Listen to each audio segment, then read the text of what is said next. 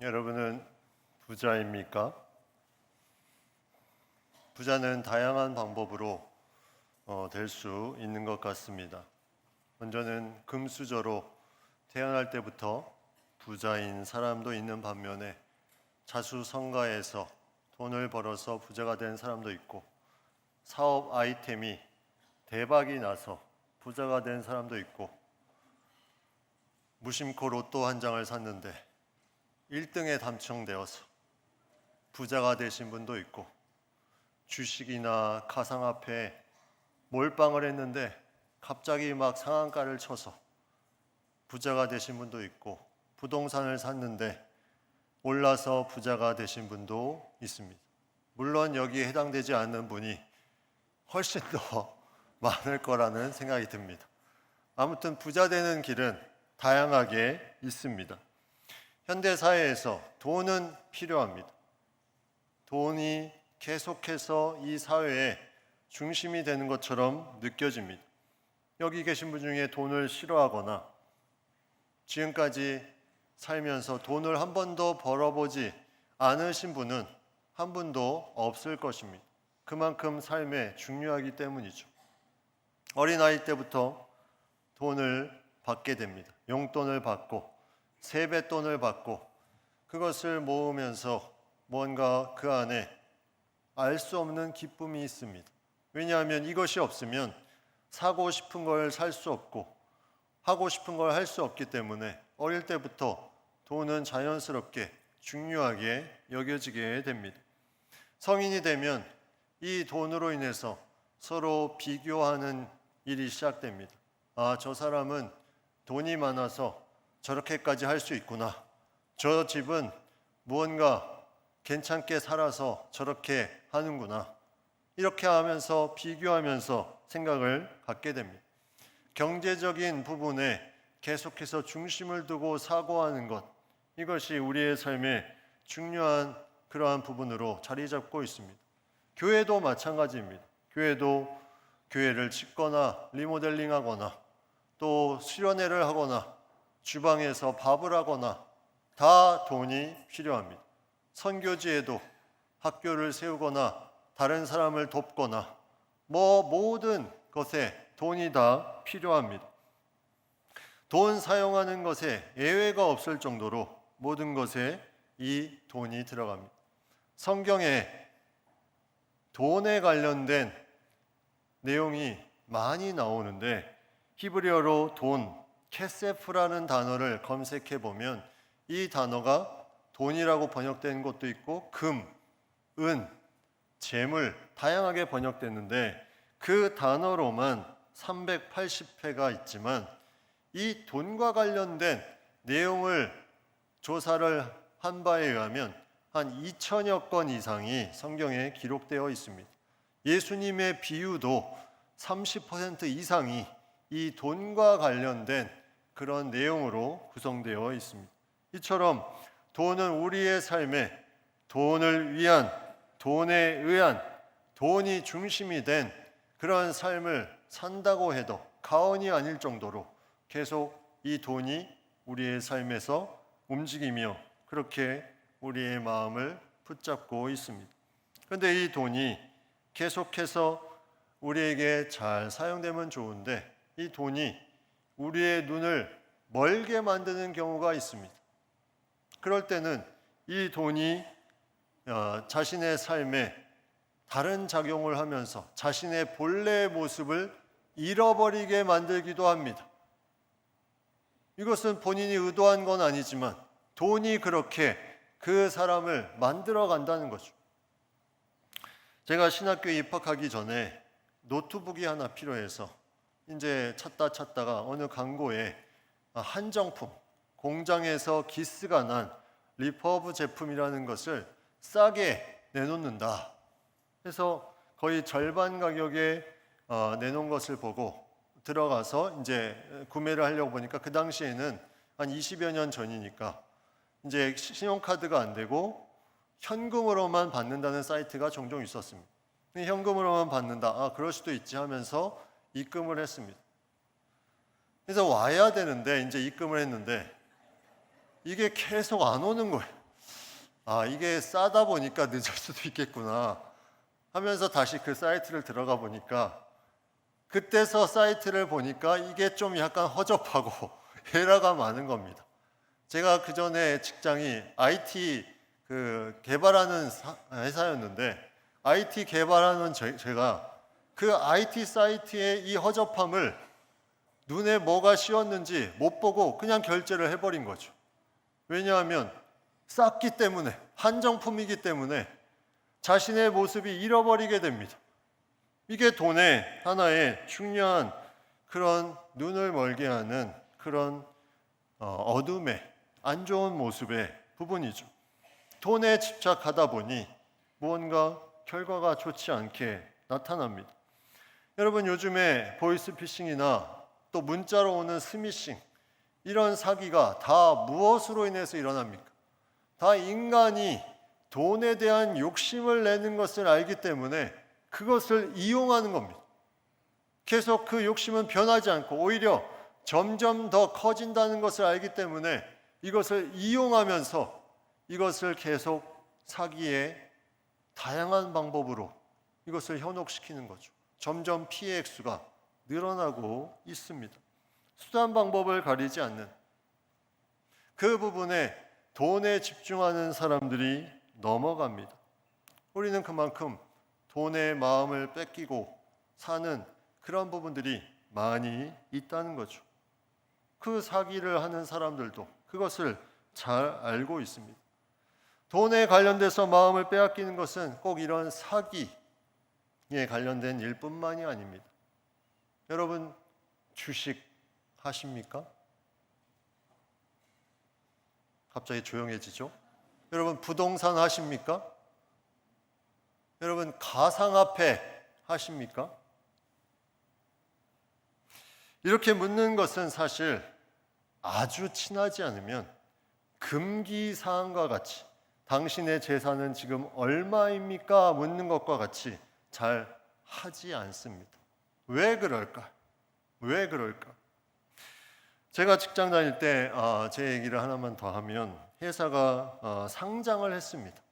상장을 하면 우리 사주라고 직원들에게 그 싸게 주는 주식이 있죠.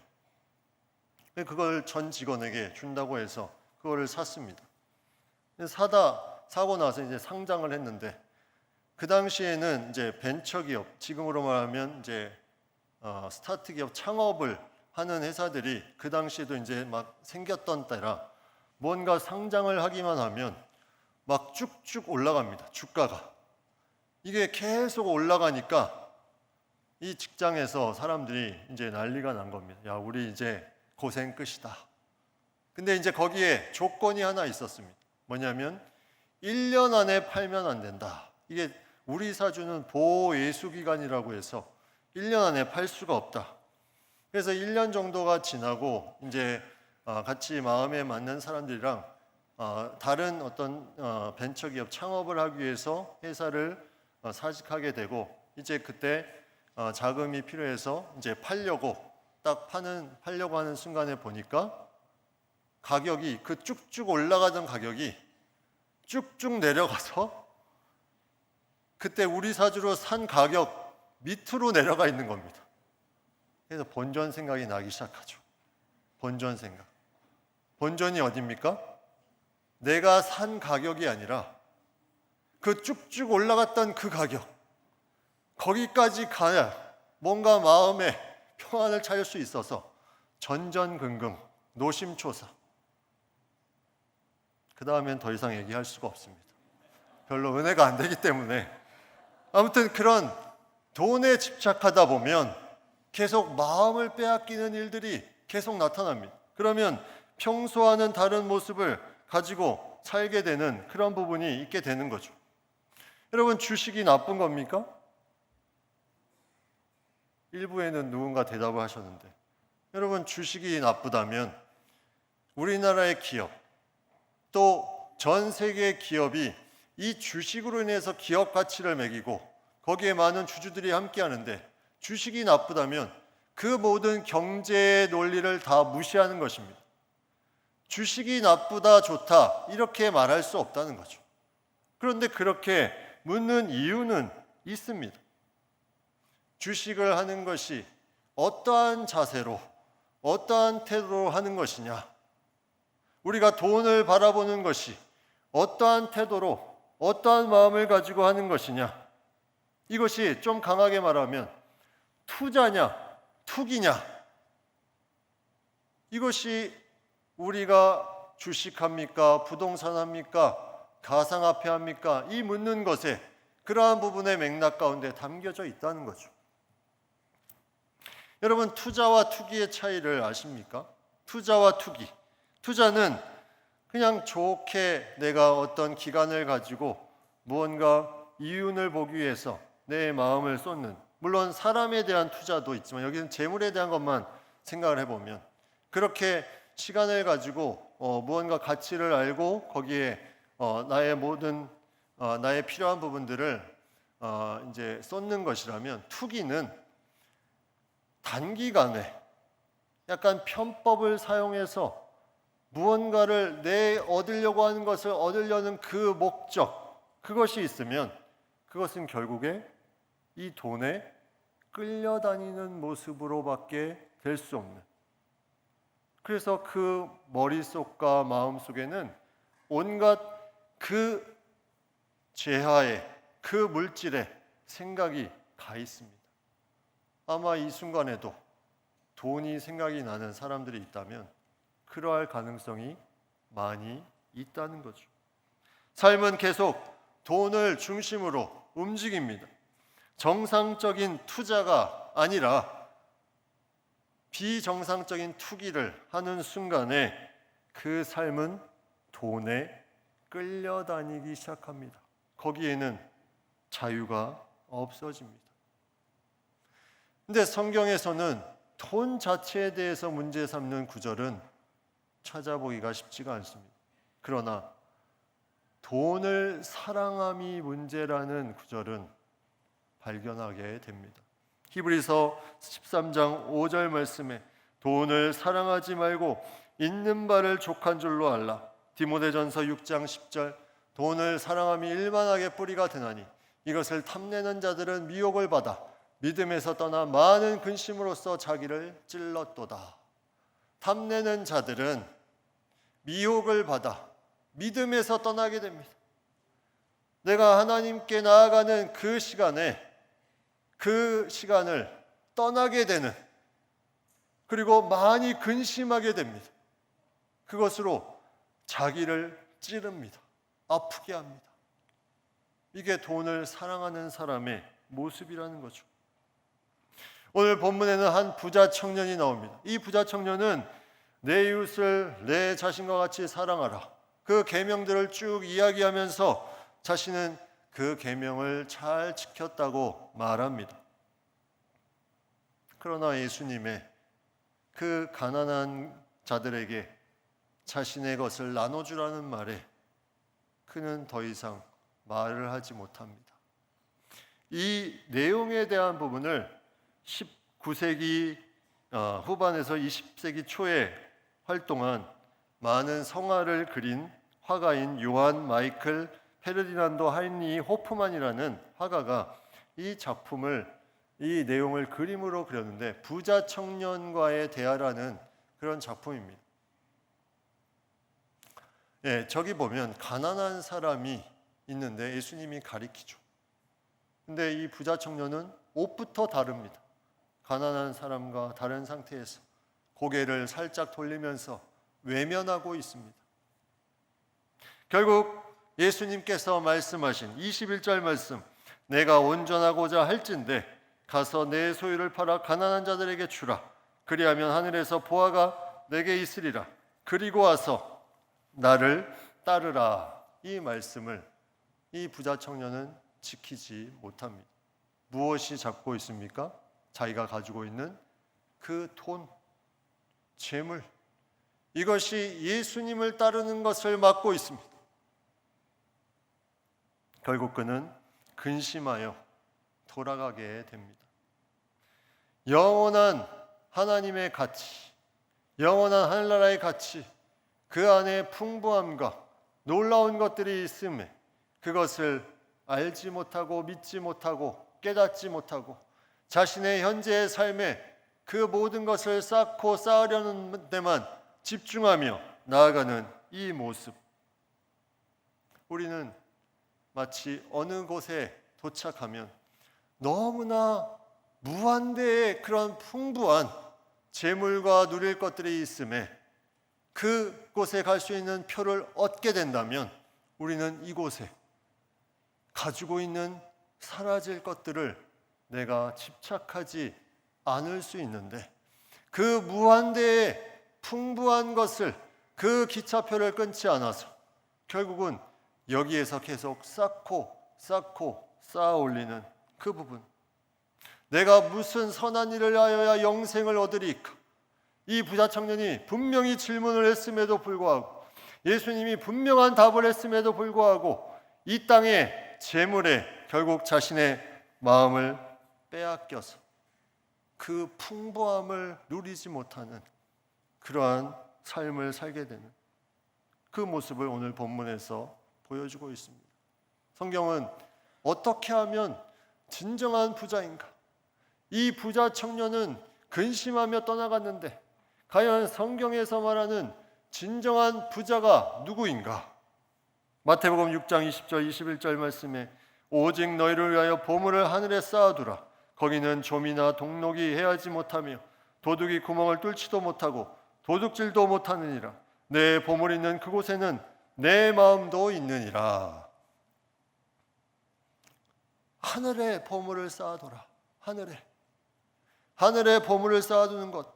이 땅에는 좀이나 동록이 그 모든 것을 해하고 도둑이 뺏어가고 사기치는 사람이 뺏어가고 결국은 다 없어질 것인데, 하늘의 보화는 없어지지 않는 것이다.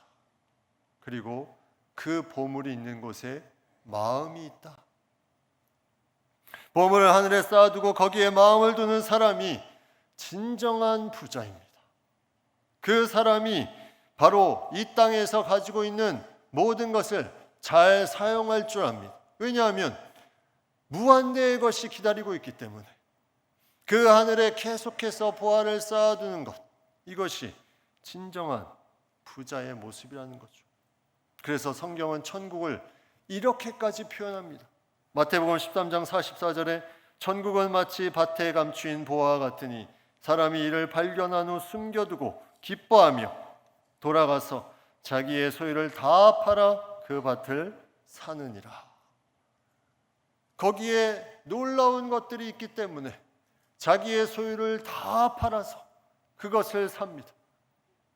이 땅에 있는 것에 매여서 있는 것이 아니라 자기의 소유를 다 팔아서 그것을 사는 것이 가장 좋은 길임을 깨닫고 그것을 그대로 행하는 자, 이것이 바로 이 땅에 어떠한 물질에 매여 있는 것이 아니라 하나님의 마음을 가지고 하늘의 보화를 쌓는 것, 이것이 진정한 부자의 첫 번째 모습이 될 수 있는 겁니다.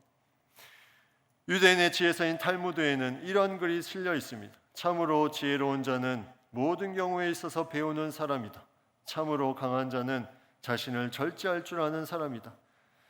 참된 부자는 자신이 가진 것에 감사할 줄 아는 사람이다. 성경이 말하는 진정한 부자는 자기가 가진 것에 감사하며 만족할 줄 아는 사람.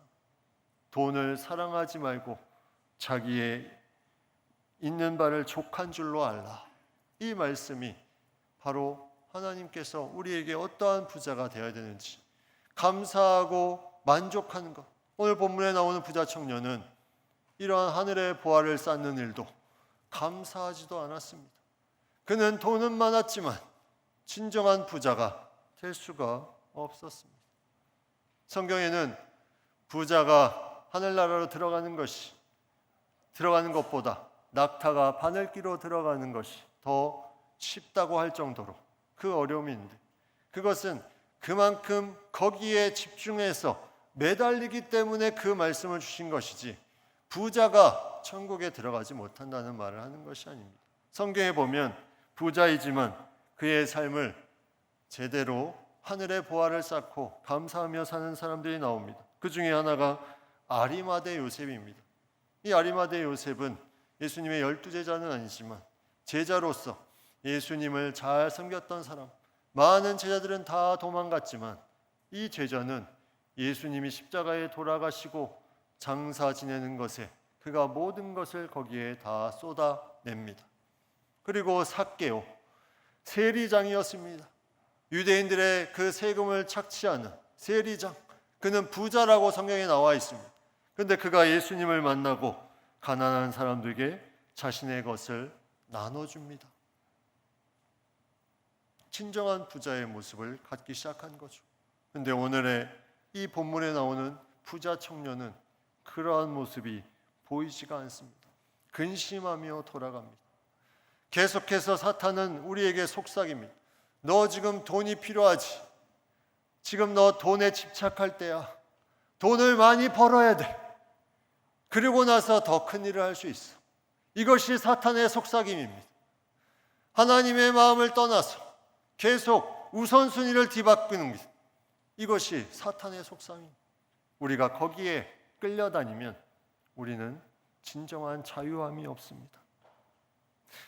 잠언 21장 6절 말씀에 속이는 말로 재물을 모으는 것은 죽음을 구하는 것이라 곧 불려다니는 안개니라.